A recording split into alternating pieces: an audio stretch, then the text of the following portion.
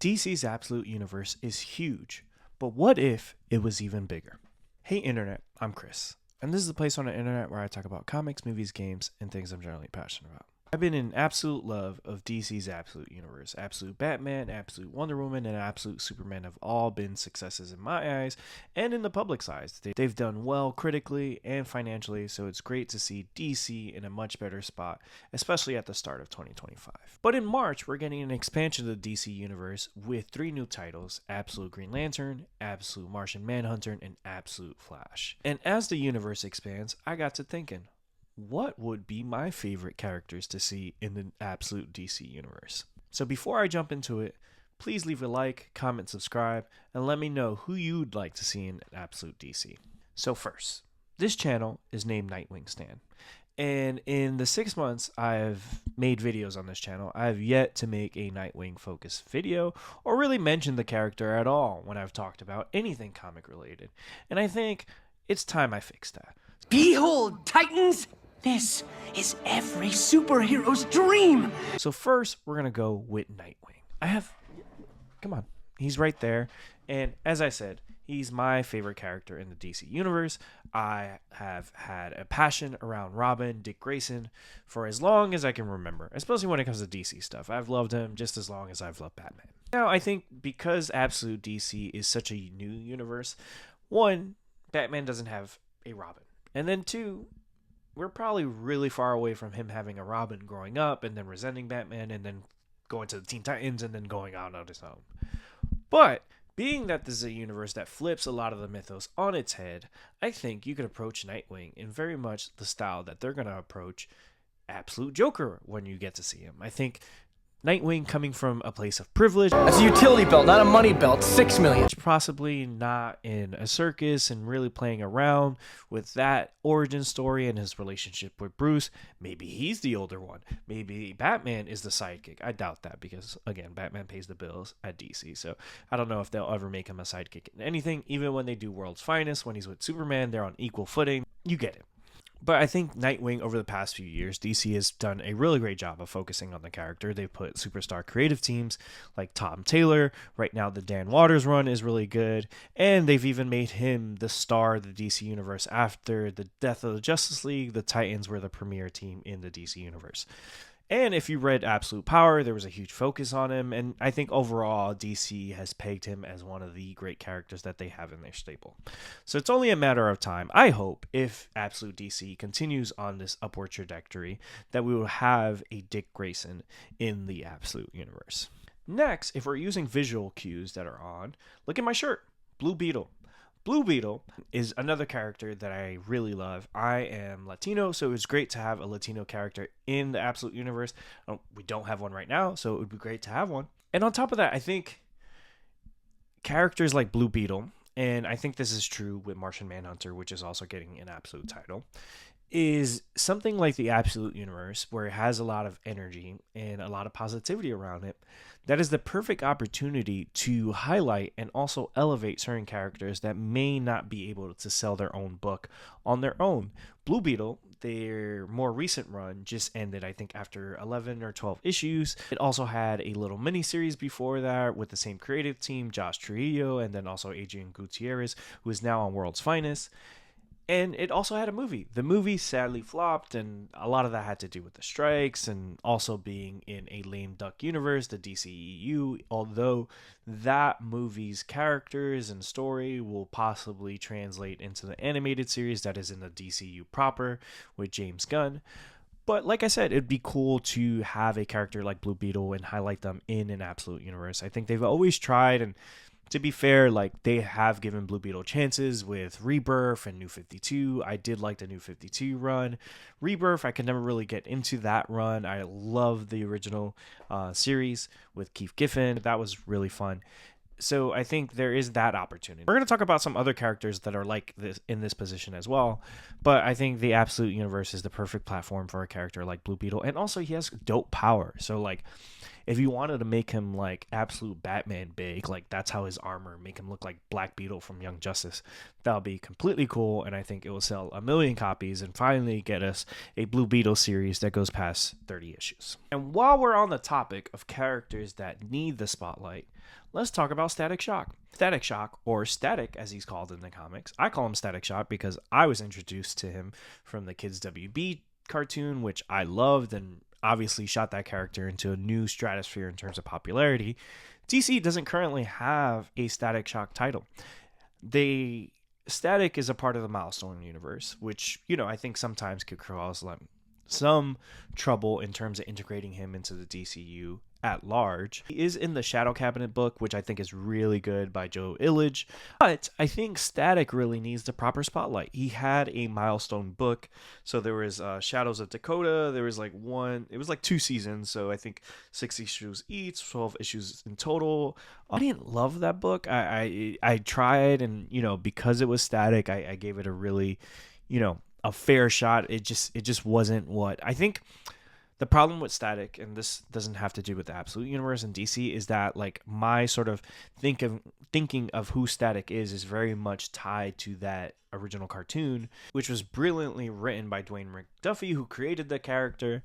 And I think that was the perfect way to really take that character to the next level. And I feel like a lot of the interpretations since have not really done that. And I think if you're going to do an Absolute Universe, obviously all the heroes are born from chaos. And I think you might have to do something a little bit different, but we're going to introduce teen heroes like Wally West. I think another teen hero like a Static Shock would be really great, especially since, like I said, there hasn't been a big spotlight on Static.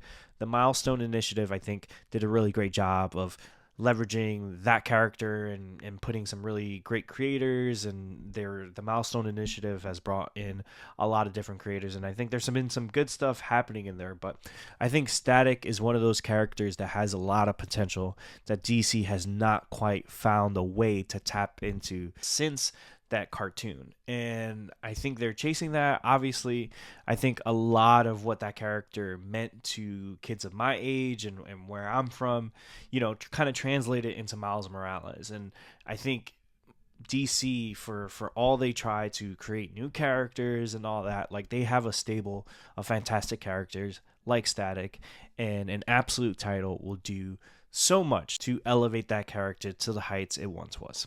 Now, those were easy. Those are kind of characters, honestly, no matter what, I'm always going to be yeah, look, I'll take more interpretations of those characters and I'll support those characters. But I think a harder sell for most people is a character like Hawkman. And while we're talking about Hawkman, also Hawkgirl. I love Robert Venditti's Hawkman with Brian Hitch. That is one of my favorite comic runs of the last 10 years. And Hawkman and Hawkgirls, the Hawks, their history in terms of the way they're able to reincarnate, they've lived many different lives. That is the perfect opportunity to create something off the wall in terms of different interpretation of what you can do with their origin. And I think it presents the Absolute Universe an opportunity to dive into the origins of the Absolute Universe. One thing about these early Absolute titles so far, the first 3, we haven't gotten much in terms of what's happening in the universe. What's happening in the worlds of these characters and what these stories are, what their emotional arcs are. But one thing I think the Ultimate Universe has done a little bit better is that has a much larger overarching story with the Maker and all that. And we know the Absolute Universe was created by Darkseid Energy and the death of Darkseid. Story about Hawkman and Hawkgirl could really dive into the history, especially their different lives. They could be, I think they could really turn what Hickman was doing with Moira McTaggart in House of X, Powers of X, create a series out of that in terms of the different lives they've lived. Maybe the Hawks are trying to stop Darkseid throughout history.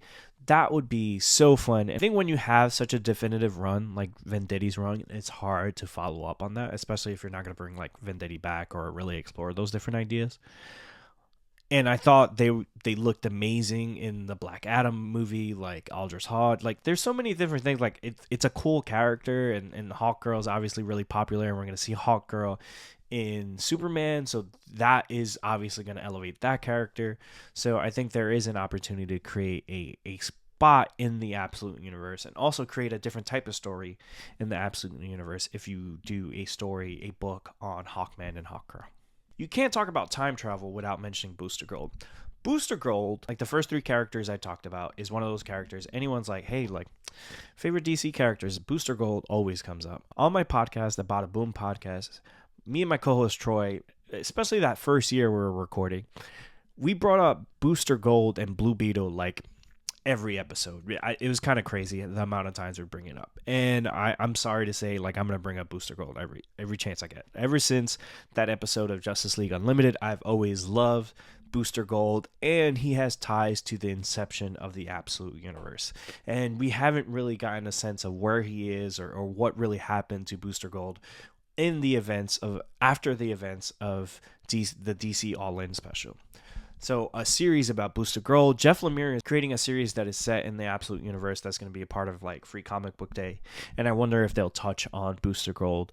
But it would be cool to kind of see a different interpretation of Booster Gold. He's kind of been played the same since he was created in the 80s. Even when they've done things like the New 52, for the most part, he's been interpreted in the same way. The only time I've seen it kind of like radically change is the way he looked in Legends of Tomorrow. Like Donald Faison played the character and he was wearing like a cap and Skeets was there, but it just wasn't Booster Gold because he didn't really have the armor. I think he had like the humor and all that, but it was clear that they kind of ran out of money and couldn't give him a suit. So it'd be cool to see like a different interpretation. Maybe he still has the memories of all the different universes and is kind of like on a question like mission to figure out what created this Absolute Universe. Because again, I think that is something that's really missing from the Absolute Universe, that connective tissue to connect all these titles and also to make you invested in the universe at large. Because as cool as all these creative teams are, you really are investing in the creatives and the individual stories, and I think that really leverages the books. But if you want people to really buy every book as things come out, there has to be sort of like a through line. Now, I don't have her first appearance up here, but I have it somewhere in this room, is Zatanna. Zatanna, one of the stronger magic users in the DCU, and I think it's kind of sad we haven't seen her in live action, and we are getting a book by Joseph Campbell, which I'm really excited about. But, you know, putting her in the Absolute Universe, you can really explore that dark side, pun intended, of the DCU and the Absolute DCU. Because I think introducing her, because if you look at the first 6 books, there isn't any mystical side outside of Wonder Woman, but Wonder Woman kind of like walks that line of, you know, fantastical but also magical. So maybe there are more elements of magic that show up in that book as things go on. But like, you would like to see them expand and also explore different types of genres, and that genre really isn't represented when you look at these first 6 books in the Absolute DC universe. So it would be cool to see Zatanna, and also like in that book you could spin off and introduce other characters like Detective Chimp and obviously John Constantine, or, you know, because it's the Absolute Universe, why don't you do like Joanna Constantine like they did in the Sandman Netflix series? Like, you could do so many things, and I think Zatanna is one of those characters where in her history, which I think with the internet, it's hard to know how popular her character is, and I love that character. Like I said, I own her first appearance, Hawkman #4, and I've been dying to see her in live action. Just never know, because it's like, hey, are people supporting it? We haven't really had a really long run since the Paul Dini run, which was fantastic. That's something I revisit quite often, and those covers were amazing. So, like, if we could get an Absolute Zatanna book with, like, Adam Hughes back on covers, bring back Paul Dini, like, that would, I think, would sell like crazy. You know, at least I'm buying those covers and variant covers and all that. And I would just love to see more Zatanna in that magical, and, you know, like, she's not magical in the way like John is, where, you know, he's dealing with demons and all that. Yeah, Zatanna's dealing with that, but I think I love the way Paul Dini's run was so, like, it had like a lot of really cool things. It reminded me like of Supernatural, which I love that series, the CW show with Jensen Ackles. Like, I love that show, and there was something about it that like kind of had that vibe to it, and I feel like that's what I would make the Absolute Zatanna book look like. That's it. That's a short list of characters I'd like to see in the Absolute DC universe. The reason I didn't make a longer list, to be honest, I don't want the Absolute Universe to turn into the New 52, where it becomes so big and so unworldly that they lose sight of the characters, and it loses its mission statement, and it becomes a thing that's no longer exciting and has new energy. Like, I think it is good that they've taken a smaller approach. Even books like Absolute Martian Manhunter right now are just slated to be only like 6 issues. I want that to go longer, but hey, like, you do have to build out these universe and make sure that people care about the characters first before getting too excited about let's give this person a title, let's give that person a title. Because also too, like, what's really carrying this universe right now is the strength of the creative teams.